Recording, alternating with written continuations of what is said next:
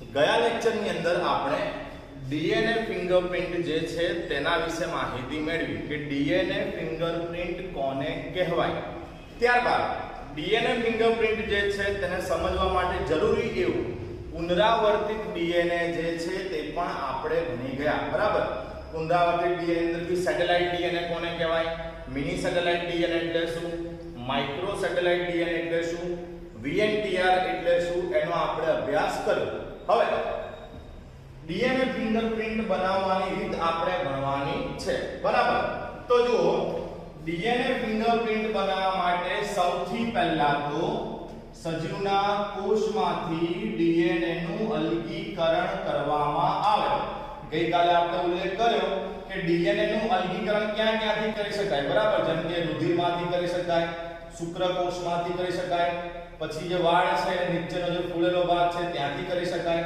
તો ડીએનએ નું સૌથી પહેલા અલગીકરણ કરવામાં આવે, પછી રિસ્ટ્રિક્શન એન્ડોન્યુક્લિયસ ઉત્સેચક દ્વારા, ગઈકાલે આનો પણ આપણે ઉલ્લેખ કરેલો છે, તો રિસ્ટ્રિક્શન એન્ડોન્યુક્લિયસ દ્વારા અલગ કરાયેલા ડીએનએ ના ટુકડા કરવામાં આવે। ત્યારબાદ આ અલગ કરાયેલા ટુકડાઓ છે, મતલબ કે જે ડીએનએ ના ટુકડાઓ આપણને પ્રાપ્ત થયા તેમનું ઇલેક્ટ્રોફોરેસિસ જેલ દ્વારા અલગીકરણ કરવામાં આવે। ટૂંકમાં ઇલેક્ટ્રોફોરેસિસ ની જે પ્રક્રિયા છે એમાં જેલની મદદથી આપણે આ જે ડીએનએ ના ટુકડાઓ છે આ ડીએનએ ના ટુકડાઓનું અલગીકરણ કરીશું।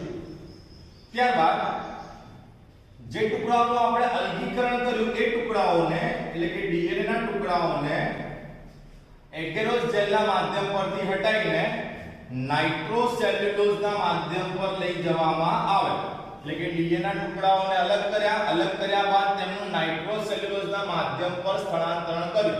ત્યારબાદ લેબલ્ડ વીએનટીઆર પ્રોબ જે છે તેના વડે ડીએનએ નું સંકરણ કરવામાં આવે। એટલે કે લેબલ્ડ વીએનટીઆર પ્રોબ થી ડીએનએ નું હાઇબ્રિડાઇઝેશન, સંકરણ, હાઇબ્રિડાઇઝેશન એટલે કે સંકરણ થાય, તો ડીએનએ નું સંકરણ કરવામાં આવે છે। અને લાસ્ટમાં જે સંકરિત ડીએનએ છે એમને દ્રશ્યમાન કરવા એટલે કે જોવા માટે ઓટો રેડિયોગ્રાફી કરવામાં આવે। એક્સ-રે ફિલ્માંકન પણ તમે કહી શકો, એટલે કે એક્સ-રે ફિલ્માંકન દ્વારા અર્થાત કે ઓટો રેડિયોગ્રાફી દ્વારા સંકરિત ડીએનએ ને દ્રશ્યમાન કરવામાં આવે છે। તો આપણને પાઠ્યપુસ્તકની અંદર એક્ચ્યુઅલી આ 6 મુદ્દા જ આપેલા છે કે આ 6 મુદ્દાના આધારે આ રીતે આપણે ડીએનએ ફિંગરપ્રિન્ટ બનાવી શકીએ। પણ 6 મુદ્દા ભણ્યા પછી પણ આમાં ઘણા બધા શબ્દો એવા જેમ કે ઇલેક્ટ્રોફોરેસિસ ની પ્રક્રિયા છે, એના પછી આ હાઇબ્રિડાઇઝેશન કઈ રીતે કરવું, ઓટો રેડિયોગ્રાફી કેમ કરવામાં આવે, આ બધા પ્રશ્નોના જવાબ આપણને મળતા નથી અને આનાથી આગળ ડિટેલમાં પાઠ્યપુસ્તકમાં કંઈ સમજાવ્યું નથી। પણ આપણે ડીએનએ ફિંગરપ્રિન્ટ બનાવવાની રીત જે છે એને ડિટેલમાં ભણવાની છે। પણ એ બી યાદ રાખજો, જો પરીક્ષામાં પૂછાય કે ડીએનએ ફિંગરપ્રિન્ટ બનાવવાની રીત જણાવો તો તમારે આ 6 મુદ્દા જ લખવાના થાય। ઓકે, આ 6 મુદ્દા જે છે એ ડીએનએ ફિંગરપ્રિન્ટ બનાવવાની રીત થઈ। હવે એક્ચ્યુઅલી ફિંગરપ્રિન્ટ કઈ રીતે બને છે, મતલબ કે આ 6 મુદ્દા આપણને શું કહેવા માંગે છે તેની હવે આપણે ડિટેલમાં માહિતી મેળવીએ।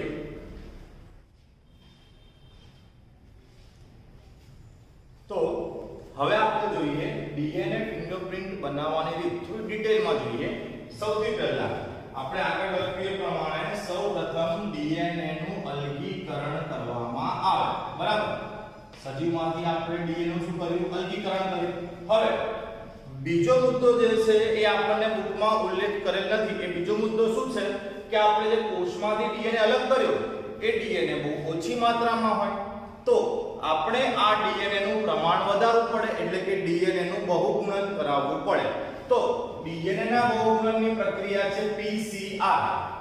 આને કહેવામાં આવે પોલિમરેઝ ચેઇન રિએક્શન, બરાબર। એટલે એકવાર ડીએનએ અલગ કર્યા પછી બીજા સ્ટેપમાં એનું પીસીઆર કરવામાં આવે। પીસીઆર આપણે કરીએ એટલે ડીએનએ જે છે એનું પ્રમાણ વધે। ડીએનએ નું પ્રમાણ વધ્યા પછી રિસ્ટ્રિક્શન એન્ડોન્યુક્લિયસ ઉત્સેચકની મદદથી ડીએનએ ના ટુકડા કરવામાં આવે।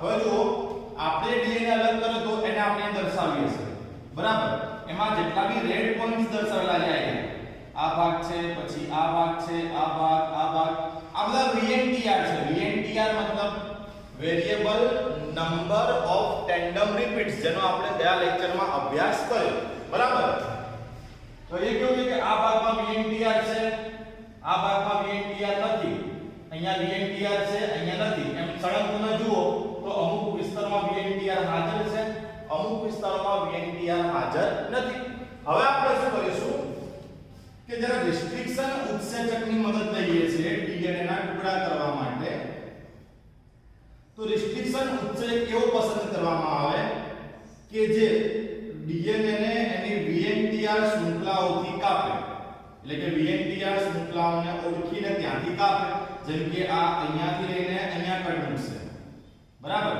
રિસ્ટ્રિક્શન ઉત્સેચક ક્યાંથી કાપશે તો VNTR થી કાપશે હવે જો DNA જે છે એના VNTR જે છે ત્યાંથી રિસ્ટ્રિક્શન ઉત્સેચક DNA ને કાપે તો પછી આપણને બે પ્રકારના ટુકડાઓ મળે જેમ કે એક કટ અહીંયા આવી બરાબર એક કટ અહીંયા આવી એક કટ આપણને અહીંયા મળી અને એક કટ આપણને અહીંયા મળી તો જુઓ આ જે ભાગ છે તે VNTR હાજર હશે આ ભાગમાં VNTR નથી પાછું અહીંયા VNTR હાજર હશે અહીંયા VNTR નથી અહીંયા VNTR હાજર હશે એટલે આપણને બે પ્રકારના ટુકડા મળ્યા એક એ પ્રકારના ટુકડા કે જેની પાસે VNTR નથી અને બીજા એવા ટુકડા કે જેની પાસે VNTR હાજર છે હવે આ બધા જ DNA ના ટુકડાઓને આપણે ઇલેક્ટ્રોફોરેસિસ કરવા માટે લઈ જઈએ એટલે કે આ બધા જ DNA ના ટુકડાઓ જે છે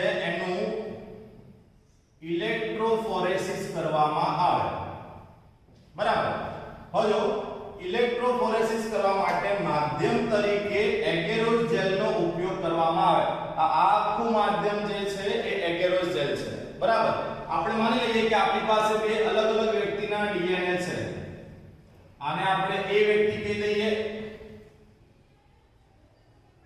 આને આપણે B વ્યક્તિ કહી દઈએ ઓકે તો બે અલગ અલગ DNA છે બંનેનું આપણે અલગીકરણ કર્યા પછી રિસ્ટ્રિક્શન એન્ડોન્યુક્લિયસ વડે ટુકડા કર્યા છે હવે અહીંયા વ્યક્તિ A ના DNA અહીંયા વ્યક્તિ B ના DNA જે છે એને ગોઠવી દેવામાં આવે હવે જુઓ કે DNA છે એ DNA પોતે ઋણ વીજભાર ધરાવતા હોય કારણ કે એમાં ફોસ્ફેટ હાજર હોય આપણે આગળ બી ભણી ગયા હવે DNA પોતે ઋણ વીજભાર છે આપણે એક છેડા ઉપર માધ્યમના એક છેડા ઉપર ધન વીજભાર તૈયાર કરીને પછી આ માધ્યમમાં વીજ પ્રવાહ પસાર કરીએ જ્યારે વીજ પ્રવાહ પસાર થાય ત્યારે ઋણ વીજભાર ધરાવતા DNA ધન વીજભાર ધરાવતા છેડા તરફ આકર્ષાય એટલે કે DNA જે છે એ ધન વીજભાર તરફ વહન કરશે હવે ખાસ ધ્યાન રાખશો કે DNA ના ટુકડા કદમાં જેટલા નાના એટલા ધન વીજભારની વધુ નજીક હશે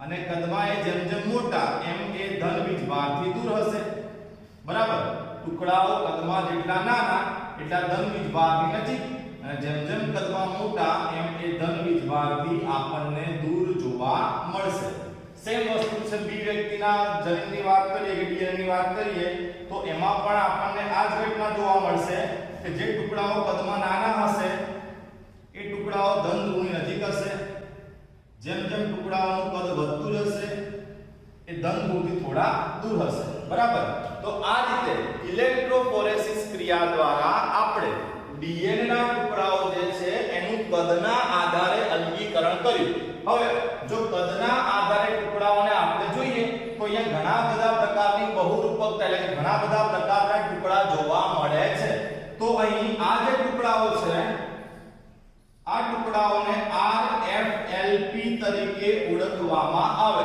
આનો આગળ બી આપણે ઉલ્લેખ કર્યો છે restriction fragment length polymorphism repeat કરું ફરીથી રિસ્ટ્રિક્શન ફ્રેગમેન્ટ લેન્થ પોલીમોર્ફિઝમ તરીકે આપણે આને ઓળખીએ છીએ હવે આ જે ટુકડાઓ આપણને પ્રાપ્ત થયા DNA ના આ આખા DNA ટુકડાઓ જે છે એ માધ્યમનું આ જે આખી પ્રક્રિયા છે હવે આ જે DNA ટુકડાઓ આપણને પ્રાપ્ત થયા તેનું નાઇટ્રોસેલ્યુલોઝના માધ્યમ પર સ્થળાંતરણ કરવામાં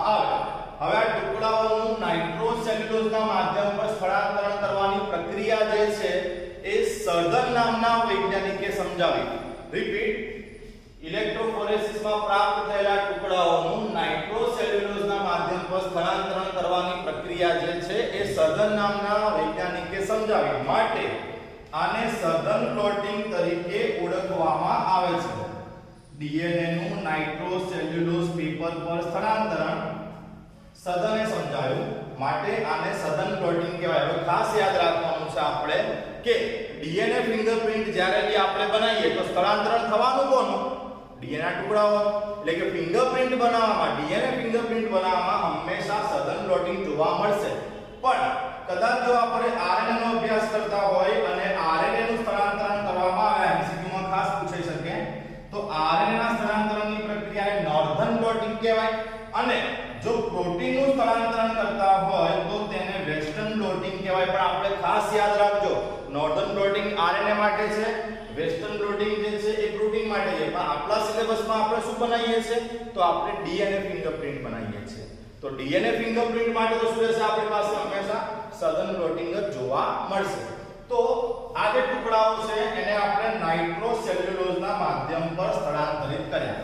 ઓકે, જોઈ લઈએ એકવાર.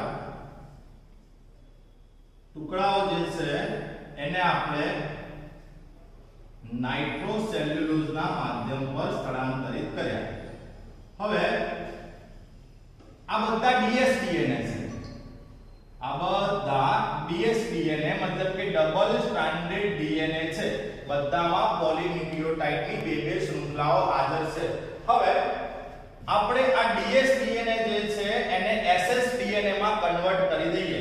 મતલબ કે તમને બે શૃંખલાઓ દેખાઈ રહી છે, એમાંથી એક શૃંખલાને આપણે દૂર કરી દઈએ. અહીં દર્શાવીએ, બે શૃંખલામાંથી એક શૃંખલાને જો આપણે દૂર કરી દઈએ તો જે આપણો ડીએનએ છે એ ડીએનએ એસએસડીએનએ માં કન્વર્ટ થઈ જશે. એકવાર ફરીથી જોઈએ, જે ડીએસડીએનએ છે એની એક શૃંખલાઓને આપણે દૂર કરી દઈએ. એટલે એક શૃંખલાઓને શું કરીએ છે? દૂર કરીએ છે. તો આપણને એસએસડીએનએ મળશે. જે બાજુમાં દર્શાવું છું, આ રીતે આપણને સિંગલ શૃંખલાઓ મળશે. તો આપણે કર્યું કે જે ડીએસડીએનએ હતો એને આપણે એસએસડીએનએ માં કન્વર્ટ કરી દીધું. બરાબર, એટલે કે સિંગલ સ્ટ્રેન્ડ ડીએનએ માં કન્વર્ટ કર્યું. હવે આપણે હમણાં જ ભણ્યા કે આ જે ડીએનએ ટુકડાઓ છે એમાંથી અમુક ભાગ એટલે કે અમુક ટુકડાઓ જે છે એ વીએનટીઆર ધરાવે છે, અમુક ટુકડાઓ વીએનટીઆર ધરાવતા નથી. એટલે હવે આપણે નેક્સ્ટ સ્ટેપમાં શું કરીશું કે જે ડબલ સ્ટ્રેન્ડેડ હતો એને આપણે સિંગલ સ્ટ્રેન્ડ ડીએનએ માં કન્વર્ટ કર્યો. હવે આપણે આ માધ્યમની અંદર એક લેબલ્ડ ડીએનએ પ્રોબ દાખલ કરીએ. હવે સમજો, લેબલ્ડ ડીએનએ પ્રોબ એટલે શું?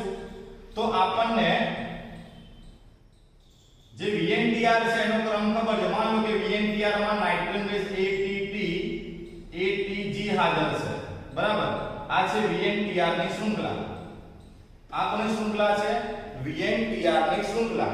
તો આપણે જે પ્રોબ દાખલ કરવાનો છે, આપણે પ્રોબ એવો દાખલ કરવો કે જેનો પૂરક હોય. જેમ કે TAC. બરાબર, તો વીએનટીઆર શૃંખલા જે છે એનો પૂરક ડીએનએ પ્રોબ આપણે માધ્યમમાં દાખલ કરીએ તો થશે શું કે આ ટુકડાઓમાંથી જે ટુકડાઓ વીએનટીઆર હશે, મતલબ કે જેની પાસે variable number of tandem repeats હશે, ત્યાં આપણો ડીએનએ એટલે કે આપણો પ્રોબ જે છે એ જઈને જોડી જશે. બરાબર, અને જેની પાસે વીએનટીઆર નહીં હોય ત્યાં આપણો ડીએનએ જોડાશે નહીં. એટલે કે મૂળ ડીએનએ સાથે આપણે ડીએનએ પ્રોબને જોડીએ છીએ. માટે આને આપણે સંકરણ એટલે કે હાઇબ્રિડાઇઝેશન તરીકે ઓળખીએ છીએ. તો જોઈએ આપણે જ્યારે આને આપણે અંદર માધ્યમમાં દાખલ કરીએ તો અમુક ચોક્કસ જગ્યા ઉપર જઈને જ્યાં વીએનટીઆર હશે ત્યાં આપણો ડીએનએ જઈને જોડાઈ જશે. જ્યાં વીએનટીઆર નહીં હોય ત્યાં નહીં જોડાય. જેમ કે અહીંયા અલગ અલગ એવા ત્રણ સ્થાન ઉપર સંકરણ થયું. જ્યારે બે વ્યક્તિ હોય તો બંનેમાં વીએનટીઆર જે છે એની સંખ્યા પણ અલગ અલગ હોય. આપણે આગળ ભણી ચૂક્યા છે. જેમ કે અહીંયા તમે જુઓ તો 1 2 3 ને 4 અલગ અલગ જગ્યા ઉપર, તો અહીંયા પાંચમી પણ કરી દઈએ, 5 અલગ અલગ જગ્યા પર સંકરણ થયું. તો આ આપણને મળ્યા સંકરિત ડીએનએ. આ વ્યક્તિ A માટે અને આ વ્યક્તિ B ના સંકરિત ડીએનએ છે. હવે ખાસ સમજો કે નરી આંખે આ ડીએનએ તમે દ્રશ્યમાન ના થઈ શકે, મતલબ કે એને આપણે જોઈ શકીએ નહીં. એટલે આનું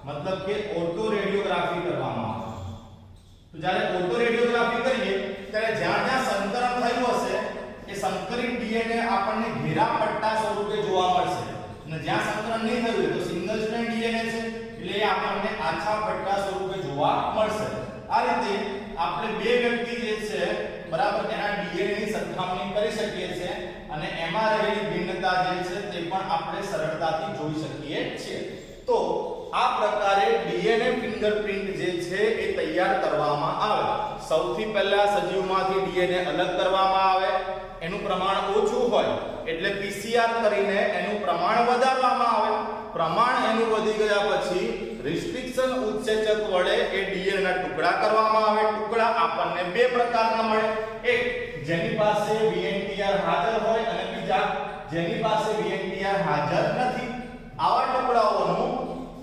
ઇલેક્ટ્રોફોરેસિસ કરવામાં આવે એટલે ટુકડાઓ છૂટા થાય એના પછી તેમનું સ્થળાંતરણ કરવામાં આવે સ્થળાંતરણ ક્યાં થાય તો નાઇટ્રોસેલ્યુલોઝના માધ્યમ પર સ્થળાંતરણ કરવામાં આવે તો નાઇટ્રોસેલ્યુલોઝના માધ્યમ પર સ્થળાંતરણ કર્યા પછી જે ડીએસડીએનએ છે એમાંથી એક એક શૃંખલાને ઓછી કરીને એને આપણે સિંગલ સ્ટ્રેન્ડ ડીએનએ માં કન્વર્ટ કરી દઈશું એટલે ડીએસડીએનએ હતો એને આપણે સિંગલ સ્ટ્રેન્ડ બનાવ્યો પછી એમાં આપણે આપણો ઇચ્છિત ડીએનએ પ્રોબ દાખલ કરીશું કેવો ડીએનએ પ્રોબ કે જે વીએનટીઆર નો પૂરક હોય બરાબર એવો ડીએનએ પ્રોબ જ્યારે દાખલ કરવામાં આવે ત્યારે શું થશે કે આપણો જે ડીએનએ છે જ્યાં જ્યાં વીએનટીઆર હાજર છે ત્યાં ત્યાં જોડાશે મતલબ કે ડીએનએ નું સંકરણ થશે અને આપણને સંકરિત ડીએનએ એટલે કે હાઇબ્રિડ ડીએનએ મળશે હવે આ હાઇબ્રિડ ડીએનએ દ્રશ્યમાન કરવા માટે એટલે કે જોવા માટે ઓડિયો રેડિયોગ્રાફી દ્વારા હવે આ સંકરિત ડીએનએ જે છે તેને જોવા માટે એક્સ-રે ફિલ્માંકન કરવામાં આવે એટલે કે ઓટો રેડિયોગ્રાફી કરવામાં આવે અને ઓટો રેડિયોગ્રાફી દ્વારા તમે આ ડીએનએ જે છે એને જોઈ શકો અને આ જ રીતે આપણે બે વ્યક્તિ જે છે તેના ડીએનએ ની સરખામણી પણ કરી શકીએ ડીએનએ ફિંગરપ્રિન્ટ બનાવવાની પદ્ધતિ ભણ્યા પછી હવે આપણે ડીએનએ ફિંગરપ્રિન્ટના ઉપયોગો સમજીએ તો સૌપ્રથમ ડીએનએ ફિંગરપ્રિન્ટના ઉપયોગો બળાત્કારમાં સંડોવાયેલા આરોપીને ઓળખવા માટે કરી શકાય બીજું શંકાસ્પદ પિતૃત્વની બાબતમાં ચોક્કસ પિતૃત્વ એટલે ચોક્કસ પિતા નક્કી કરવા માટે પણ ડીએનએ ફિંગરપ્રિન્ટ મદદરૂપ થાય ત્યારબાદ ઇમિગ્રેશનના હેતુમાં સંબંધો પુરવાર કરવા માટે પણ ડીએનએ ફિંગરપ્રિન્ટ ઉપયોગી છે તે સિવાય વારસાગત રોગોને ઓળખવા માટે તેને સમજવા માટે પણ ડીએનએ ફિંગરપ્રિન્ટ આપણને મદદરૂપ થઈ શકે અને લાસ્ટમાં અસ્થિમજ્જાનું જ્યારે ટ્રાન્સપ્લાન્ટેશન કરવામાં આવે ત્યારે આ સમગ્ર પ્રક્રિયાનું મોનિટરિંગ કરવા માટે પણ ડીએનએ ફિંગરપ્રિન્ટ ઉપયોગી છે તો આની સાથે ડીએનએ ફિંગરપ્રિન્ટ જે છે એની સંપૂર્ણ માહિતી પૂરી થઈ